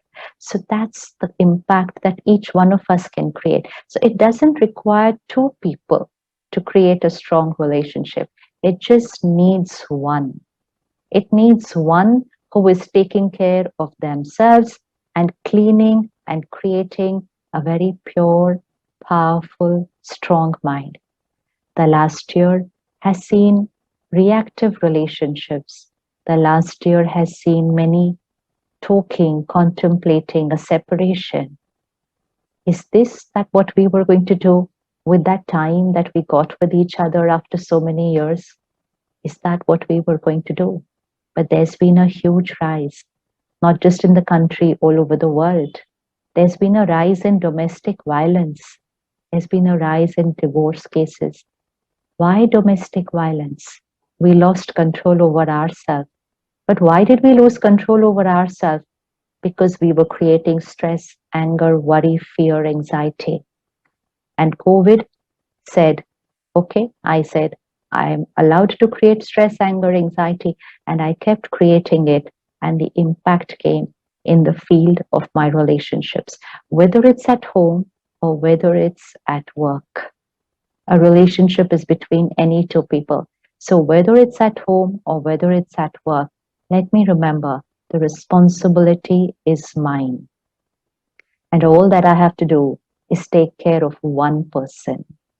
All that I have to do is take care of one person. So right thinking, right perception of situations, not magnifying a situation, making it very small. This is easy. We'll cross this easy. Remaining calm and stable when there is a crisis. Accepting people, not expectation. Accepting people, not competition, cooperation. Not jealousy, but being happy for people. Being happy for people when they do well. Appreciation, not criticism. When we start creating these healthy emotions, then our relationships will automatically start changing. So we have to do nothing. We have to do nothing on our relationships. We only have to take care of the self. Now, remember the baby? We need only one person to do it. So let me look at myself. I am that one. I am that one who's going to take charge of myself. Who all would this benefit? First, me, my body, my aura, and this aura, this energy field will become a de stressor. It will become an empowering energy for everyone I connect to. Please remember, this is leadership quality. This is leadership quality. When we say who is a leader, we say leader is the one who motivates, leader is the one who inspires. But look at these present times. Do you really think just saying to people, don't worry, everything will be fine, really think it's going to make any difference there? No, it's not. There's a lot of pain on the other side. Maybe they've lost somebody in their family. Can we really say to them, don't worry, everything will be fine? No, we cannot. Can we say, don't worry, with time you will heal yourself? We cannot. And even if we say it, it's going to have no impact. So leadership is not just by what we say and what we do. Leadership is about who we are. Who we are. So our powerful vibrations, which means a high vibrational mind. When we are at a high vibrational energy, then our energy flows from us to everyone. So leader will not be just the one who influences. Leader will be one who creates a transformation. Transformation. And how do we create a transformation?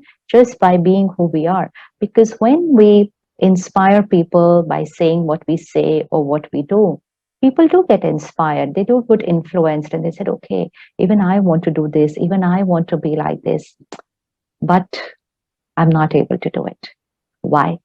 I lack willpower. I lack this kind of dedication, this kind of self-discipline. So not just inspire with words, but create a transformational impact just by radiating the power to be able to do it. So when two people are talking to each other, it's not just the words which are reaching the other person, it's your vibration which is impacting them. So leader means the power to empower. The power to empower means this battery is charged and able to charge this battery. This is the battery. So if I, the being, charge this battery on a daily basis, I'm able to charge other batteries, which means energize others, empower others, just by being in your presence, just by talking to you for a few minutes. The other person will feel strengthened, empowered. Okay, it's not so tough. I can do it. Not just by what you have said, but what you have radiated. And what you have radiated is just who you are. Just who you are.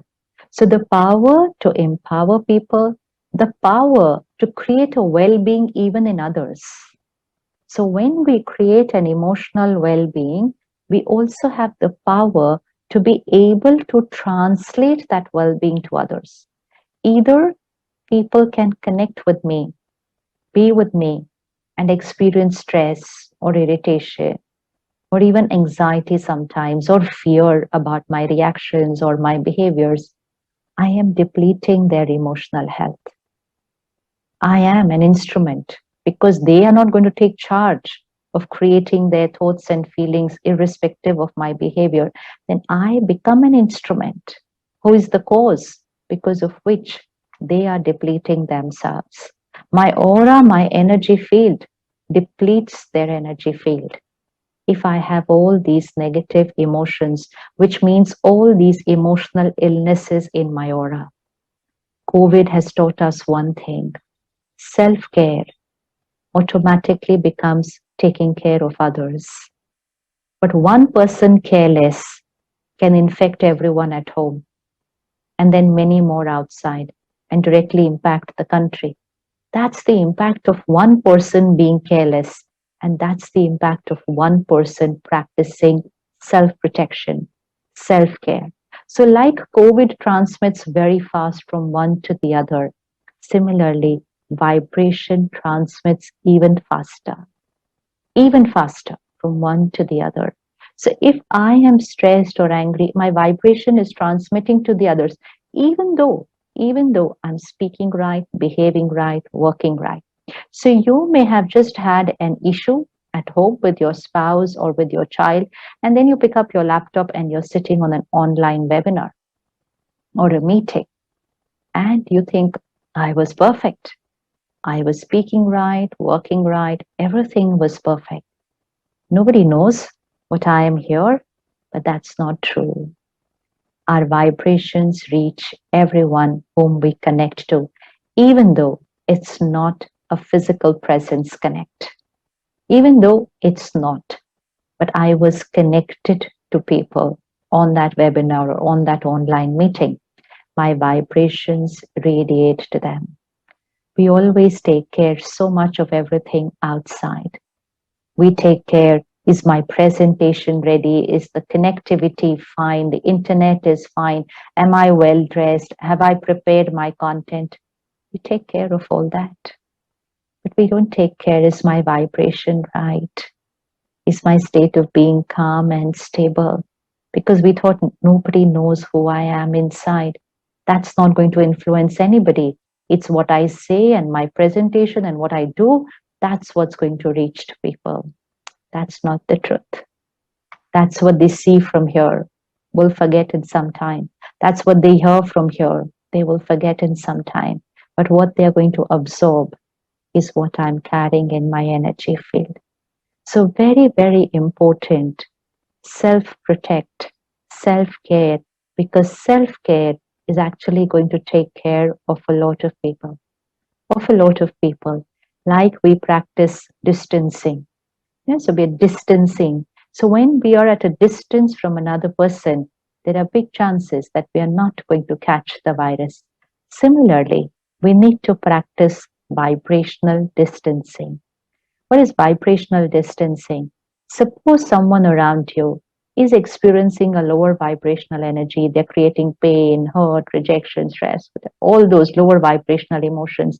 So they're at a lower vibrational energy. Their behaviors may not be very right. They may cry very easily, they may snap, they may get angry, they may stop talking. They can do all that in their behaviors. They're at a low vibrational energy. Vibrational distancing. Don't be at the same energy as them. Which means if you also create stress, anxiety, fear, but you're not as low as them, but you're just here. So even if you're just here, their energy will influence us and we will get depleted. We will get depleted just because of the people in whose energy field we are, whether online, offline, at home, at work. We will get depleted just because of the energy field contact that we are in. But if we practice vibrational distancing, which means if we keep ourselves at a higher vibration of gratitude, compassion, acceptance, purity, bliss, happiness, if we are at that higher vibration, then this lower vibrational energy cannot reach us. Energy doesn't flow like this. Energy flows like this. Then we have the power to energize them, not they have the power to infect us. One of the two is going to happen always in every energy connection.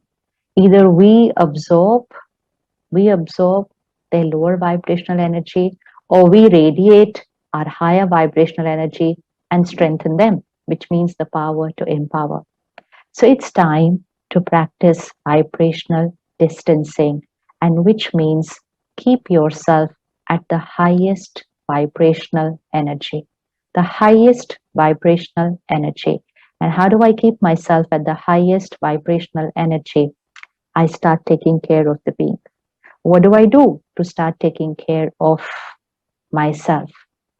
Diet and exercise and good sleep. Same for the body, same for the mind. Just the diet and exercise is a little different. The emotional diet is what we watch, what we read, what we listen. Please, please, please take care of what you watch, what you read, what you listen, because that's who we become. So put it up as a nice poster in your house. There's nothing more important than this. What I watch, what I read, what I listen is who I become. Important for everyone at home, important for your children. What I watch, what I read, what I listen is what I become. So the emotional diet I consume, content consumption, is my emotional health. Is my emotional health. So check the quality of everything that you consume from media, from social media, from news channels, from entertainment channels, from the books we read, from the songs we listen to, everything.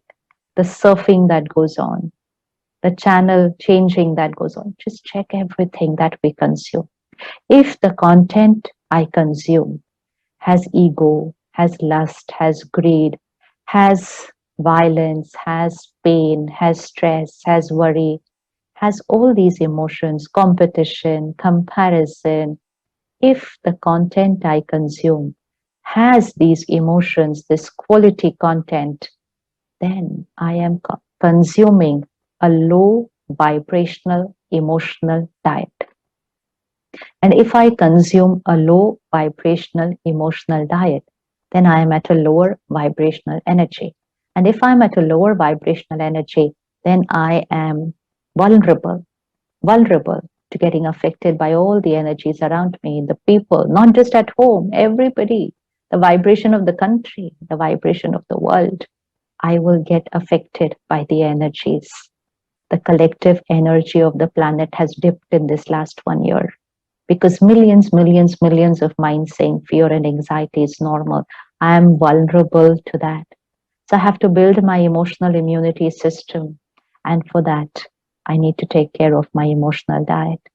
So spiritual principles, daily spiritual study is a content consumption. Spiritual study also is a content consumption. Content which is divine, pure, God's wisdom, purity, divinity, power. It has content of patience, forgiveness, letting go, respect, self-respect, cooperation. It is filled with that quality. And when I consume that emotional diet, which is a pure, healthy, high vibrational emotional diet on a daily basis, nothing, absolutely nothing can stop you from shifting to a higher vibrational state. Nothing. Just take care of the diet we consume. Nothing can stop us from shifting to a higher vibrational state. So one thing is our emotional diet, and second is exercise. So spiritual exercise is meditation. Spiritual exercise is meditation. I, the being, the energy here, connecting to the supreme power. Many times a day, just 1 minute connect. Just that 1 minute connect builds up my flexibility, releases my aches and pains, strengthens me. So we learn Raj Yoga meditation. Raj Yoga means the highest connection, the connection with the highest power. So when we have a healthy emotional diet, when we connect to the supreme power and start a spiritual exercise on a daily basis, our emotional immunity builds up. We start living at a higher vibrational energy. We become radiators of that higher vibrational energy to everyone around us. We're radiating that vibration into the country and onto the planet. We are radiators of pure, powerful, peaceful vibration. And this creates very beautiful connections. Very, very beautiful connections with everyone at home, with everyone at work, with even with strangers, even with people you don't know, because your energy is radiating to everyone. Your vibrations even radiate to nature. Who we are inside is energy field. It's radiating into the air, to the water, to plants and everything. The environment gets energized with our high vibrational energies. So let's remember that who I am inside is not just about me. It creates my relationships, my relationship with my body, my relationship with people at home, people at work, and my relationship with the world. So all that I need to do is invest a little time in emotional well-being, spiritual health, and that is going to change my connections with everything, even with matter, even with matter. So let's take a few minutes again. Come back here to the center of the forehead and gently visualize a tiny point of light, energy, tiny point of light, like a little star in the center of the forehead. I am a powerful being. Every thought I create is pure, selfless, pure, selfless. Watch this vibration radiating to every cell of your body. I am pure, I am selfless. I accept people as they are.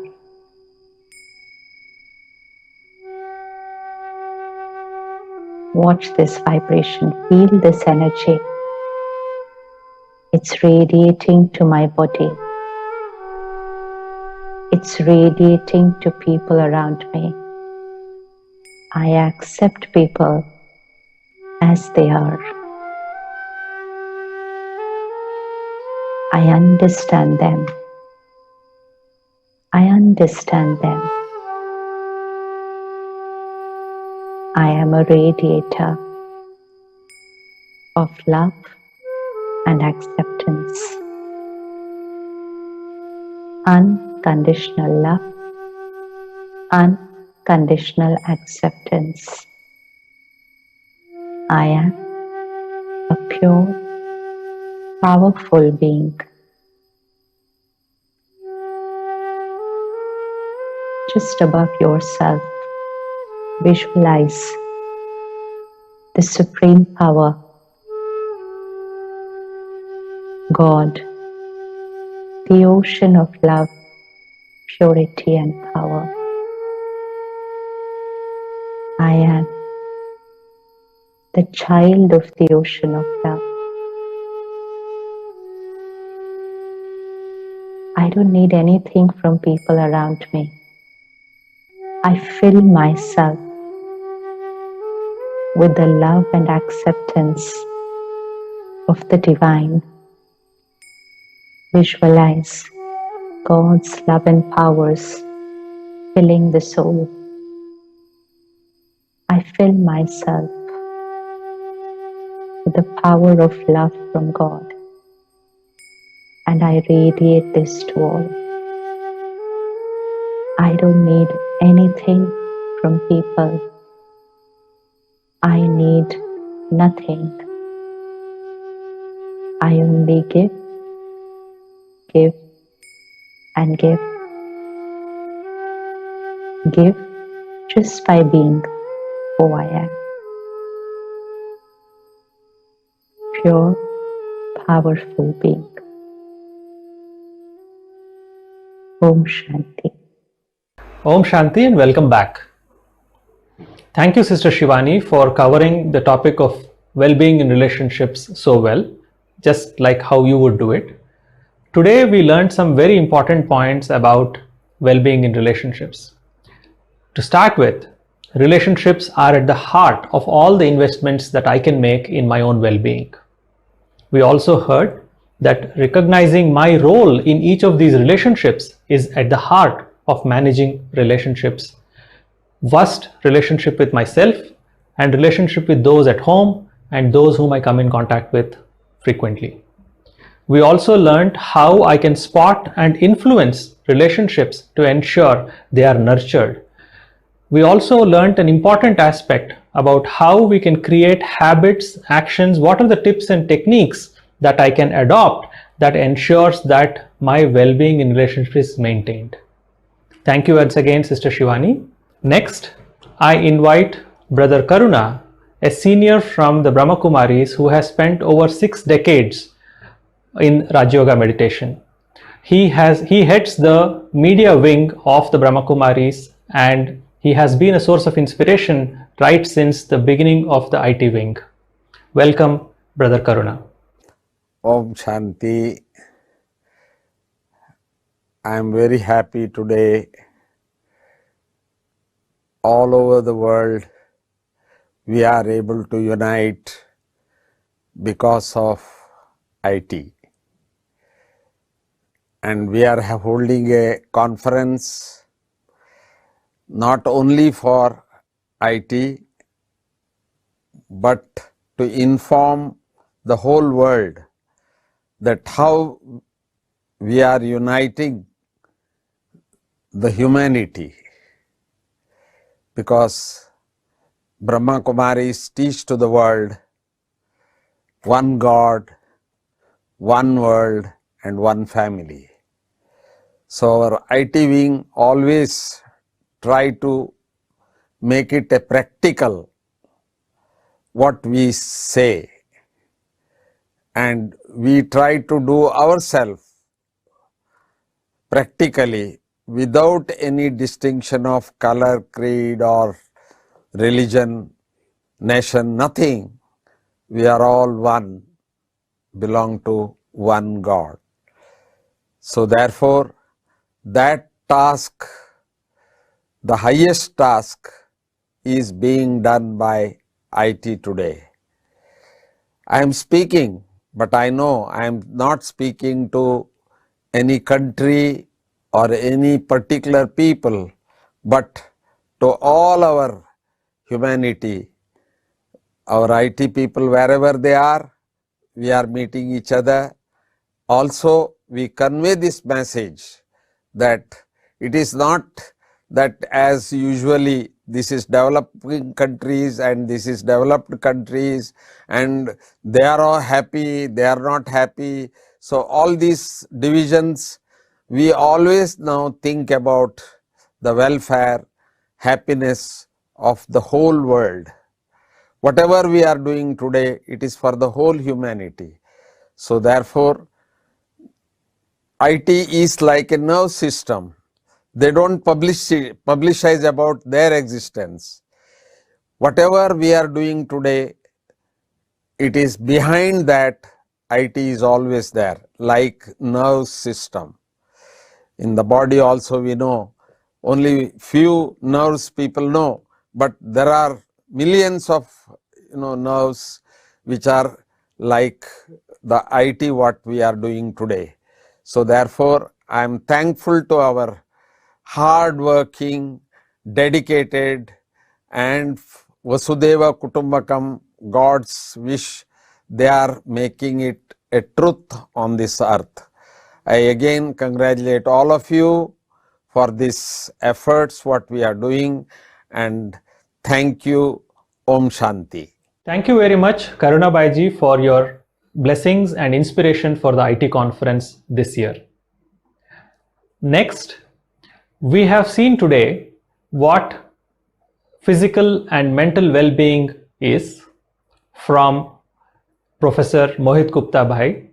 He has covered the topics of research on the science as well as practical applications of spirituality. We also looked at relationships and well-being in relationships through Sister Shivani Ban. These are two topics that we covered of the 5 dimensions of wellness today. Tomorrow, we will explore professional well-being, social well-being, and also well-being in the digital world. I look forward to seeing all of you there tomorrow, and join us as you listen to these experts speak, pause for a moment and reflect, and experience the peace and tranquility that comes with meditation. We look forward to adding more to these dimensions of wellness tomorrow. Look forward to seeing you tomorrow. Om Shanti and have a good day. For over a year, we have witnessed challenging times in our lives. Uncertainty in ways we work, uncertainty of health, uncertainty of the future, and a lot of unanswered questions clouding the mind, leading to emotional distress and even depression. Wellness of the self and family, wellness at workplace and in the community will be explored in the 2 days conference organized by the Brahma Kumaris IT Wing. Dimensions of Wellness, 17th and 18th July 2021.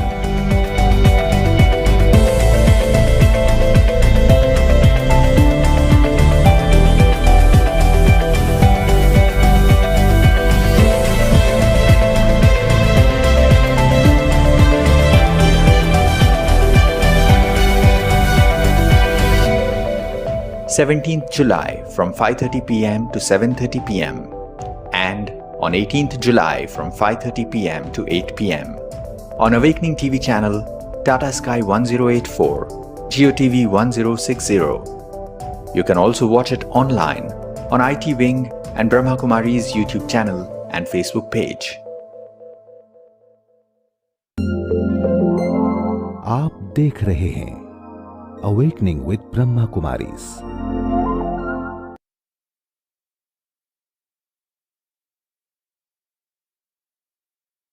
Awakening with Brahma Kumaris. नमस्कार, welcome to awakening with Brahma Kumaris. Sister Shivani हमारे साथ है। Welcome sister. ओम शांति।